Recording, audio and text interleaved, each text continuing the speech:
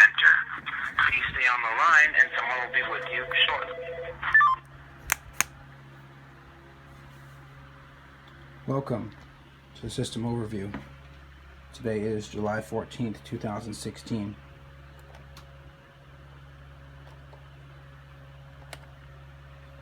It's the upstairs desk. That's where I'm at right now. Got the cordless, got my personal MacBook, my iPad, and if you look over here, I've got Apple TV, iPod Touch 4, and iPod Touch 5.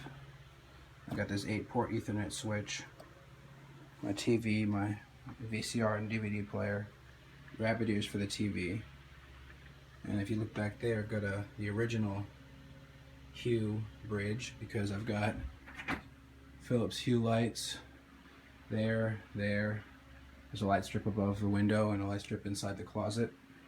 Of course, I've got Amazon Echo. Alexa, what time is it? The time is 12:36 p.m. I've got Motorola cordless there, Motorola Moto E Android. I'm filming this on an iPhone 6 Plus. Old school for all you, Moto Razr V3M.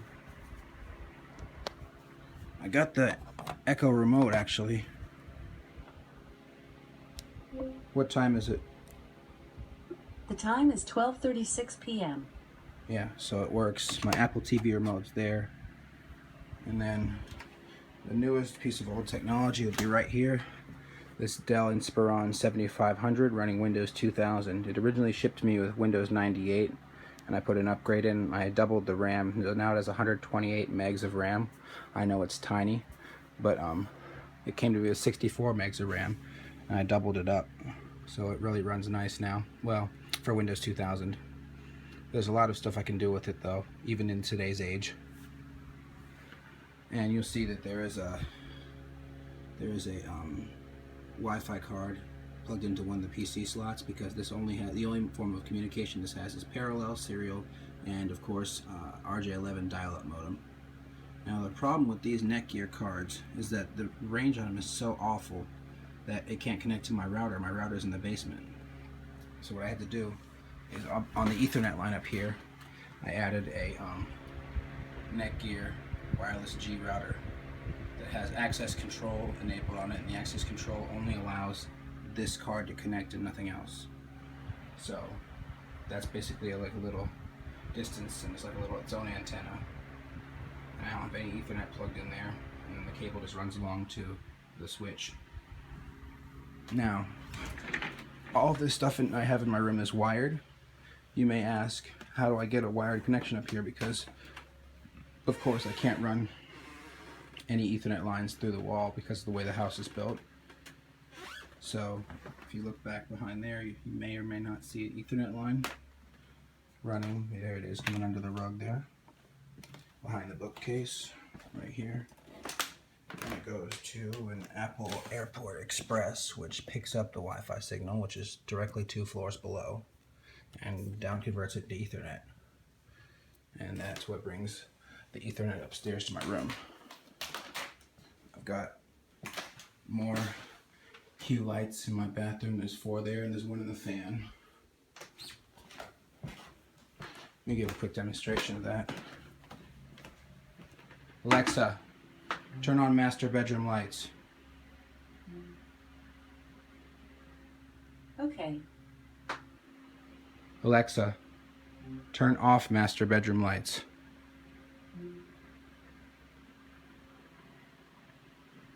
Okay. Alexa, turn on the ambient lighting at 100%.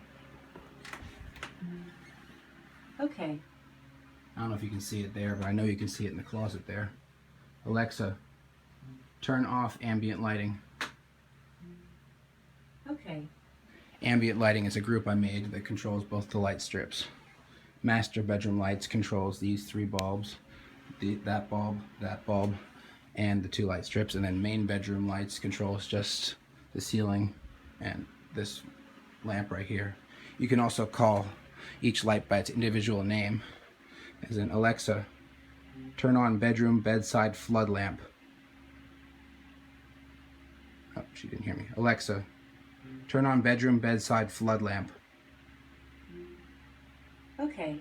Alexa, turn off bedroom bedside flood lamp. Okay. Also on the system, this fan is connected to a Wemo switch. So let's see. Alexa, turn off bedroom table fan. Okay. And let's put it back on because it gets really hot in here with that off. Alexa, turn on bedroom table fan. Okay.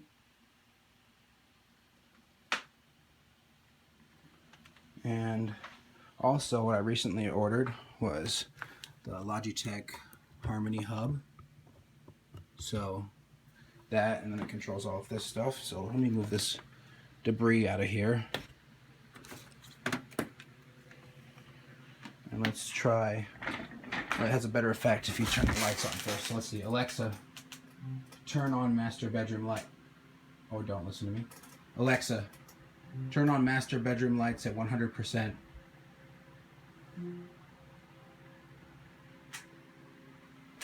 Okay. Let's see. Switch our sound input here.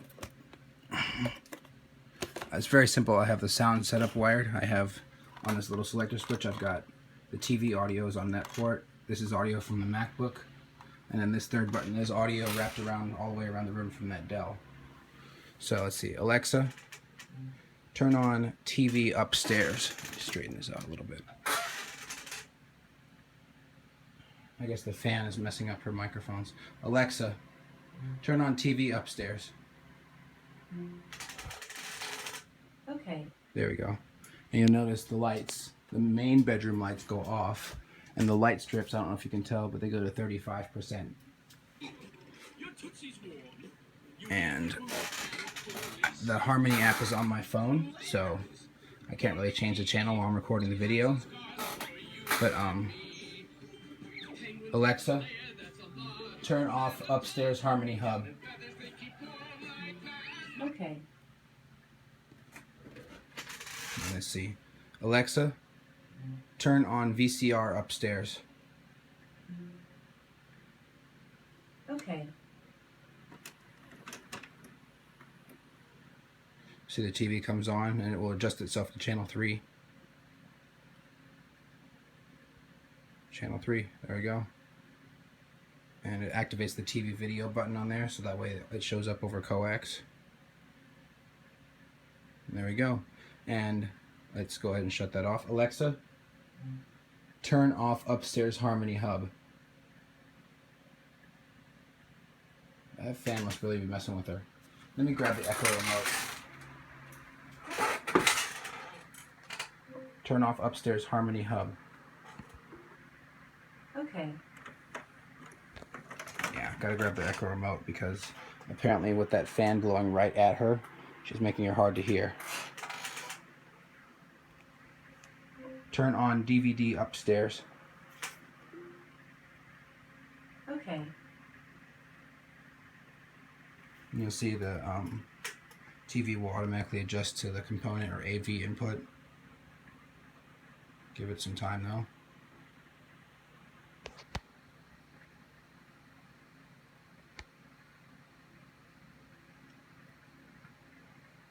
Notice the VCR is still off. We're on the AV input now, and there's the DVD player. Of course, there's no disc in there, so turn off upstairs Harmony Hub. Okay.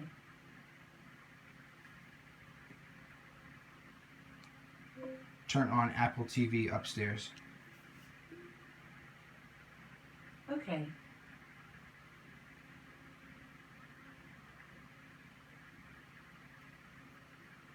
You notice I have it programmed to whenever I end an activity, what happens is it puts the TV back on channel 3. That really helps this TV out a lot because it doesn't like to change inputs right when it warms up. So you see there's the Apple TV. I could use the Harmony remote on my phone, or I could actually use the physical Apple TV remote, which is over on my nightstand. And Alexa, turn off upstairs Harmony Hub. Oh, duh. Gotta use the remote. Turn off upstairs Harmony Hub. Okay. So you see the Apple TV actually shuts off. And it doesn't do that. It doesn't stay on constantly like. Easier. Then I might And this is one thing that's a problem. So it fires the commands too fast, so my TV will not turn off sometimes. You gotta actually turn it off. So I'll have to go in the app and change that. But you notice that the Apple TV, the white light is off on it, so it actually is not using any power at all. It's completely off. I like that because it actually shuts down the Apple TV. And when I'm using like AirPlay on like my iPod, the upstairs Apple TV will disappear from AirPlay because it's actually powered all the way off.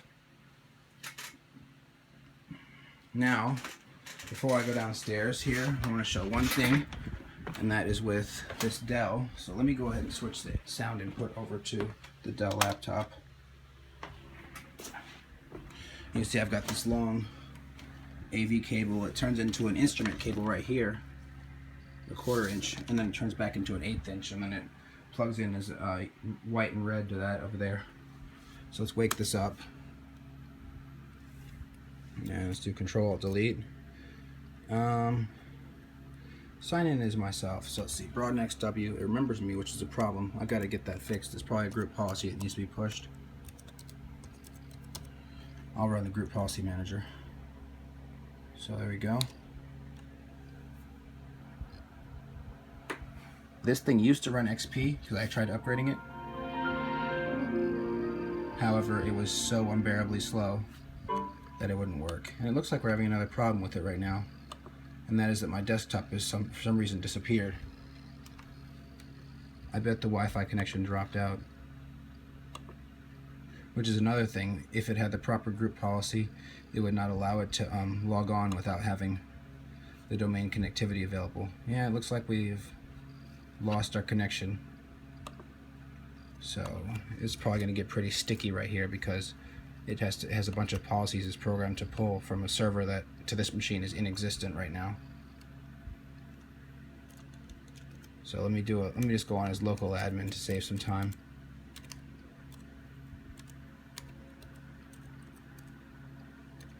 I can't type with my left hand, I'm sorry.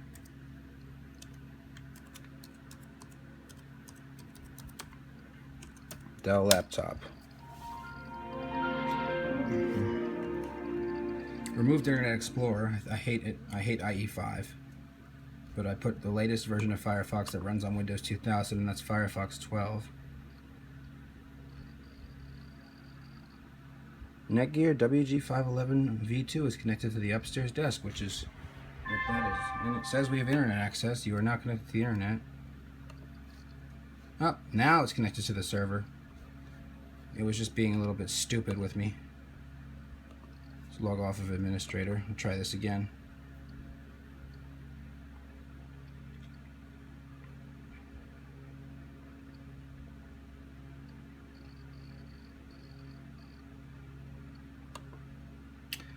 Come on, it's stuck on these log off scripts. They take forever sometimes. The time synchronization, it's stuck on it right now probably. There it goes. So now we should be able to access my domain controller, and it should do a proper logon instead of a local logon. Now, if it wasn't me, if it was a different user that was trying to log on right now, it would have said no servers available. My user has a mobile account up here, which for some reason I can't stand, but it does it anyway. That was a lot quicker processing, and you notice it actually is flashing quite fast on the data line, and it's passing quite a big amount of data there. And we're actually applying my personal settings, so we're doing pretty good. This is pretty good for Windows 2000. Log on to Active Directory and log on to a Wi-Fi connection. Now, for some reason it always takes forever to load my account because I've got a bunch of crap saved on my account on my network drive. So just going to be applying my personal settings. There we go. Log on scripts, and you'll notice this looks better. I've got all the icons I asked for, like Outlook and Word and all of Microsoft Office 2003, which is the latest Office you can put on here. I've heard rumors that you can put Office 2007 on here, but you just don't install Groove. But I've yet to try that because my Office 2007 installer is a silent installer file that basically will install everything or nothing. So the problem with that is if you can't select to not install Groove 2007, then the whole thing will fail. So I'm fine with 2003, especially because it's not, I barely even use it on this machine. So a nifty trick I like to show is that if you insert a Windows XP setup disk, you can copy the files for remote desktop. And of course I know I'm connected to the internet. It always says it though. But so basically I installed remote desktop. Now on the Windows XP disk, you can install that copy of remote desktop on as early as Windows 98. And it runs a pretty recent version, not the latest one, but it's the one that comes default with XP SP2. And the one with XP SP3 is a little bit darker, of a blue or green, and then of course the one with Windows 7 is the blue and the white. I'll show that later. But so I've got a couple machines running in the Amazon AWS. I've got TS1 and TS2 that both run Windows Server 2012. I've got LTS, which I labeled Legacy TS, which runs Server 2003 R2. And did I say 2012? I meant 2012 R2 as well. So one thing I like about that is because this thing is so little RAM, you can barely even decline. That's a problem with my phone server. It shorts out and makes this thing ring by itself. You can connect to a machine that would be higher power, say like LTS, which runs Server 2012 or Server 2003 R2, and you can just do that right there. I don't think single sign-on works. No, it doesn't, but it does remember the username, which is nice because it pulls that from the name I logged onto here with. You see, there we go. That's going to take a minute. This machine is in the state of Oregon, so it all connects through my VPN that I built.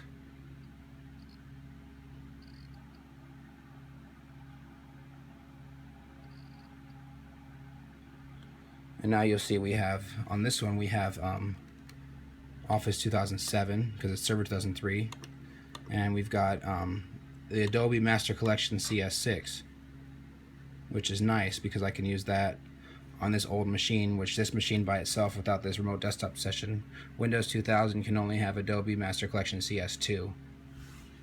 So yeah, I got the latest, well, not the latest because of that CC thing. And also this server I'm connected to is a 64-bit server, so I've got the 64-bit version of Photoshop on here, which is really nice. And my LTS machine, it takes a while to actually operate. It's still actually loading up, so basically what I'm probably going to do is I'm probably just going to run, see if I can even get it to run an app here. I may have to just Control end it. Yep, because it's taking forever because my server is here in the basement of my house, my domain controller, and this machine's all the way out in the state of Oregon on a 100 meg per second VPN connection.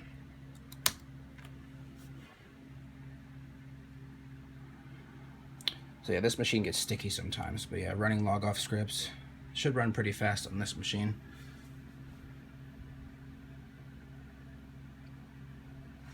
Sorry for the blurriness. I'll try and fix it. The screen does not like being videoed. It's an old LCD.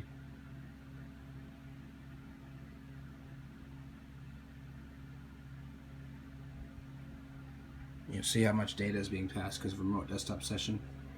One thing that's nice about having this version of remote desktop installed on to this computer is that you can remote control even the newer machines. Let me see if I can get out of this somehow. I know those log off scripts are going to take forever because of the fact that it's going over a wide area network connection. So I'll just let it do it by itself. Close the window out because it'll still work in the background.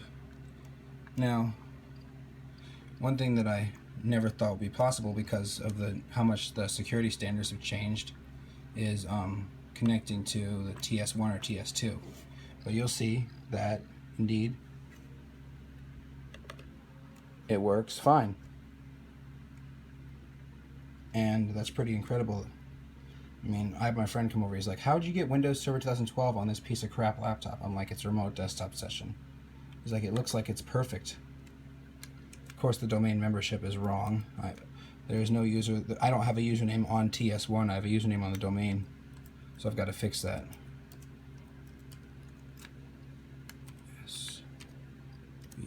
BROADNAXW. And my password, which I will not be sharing.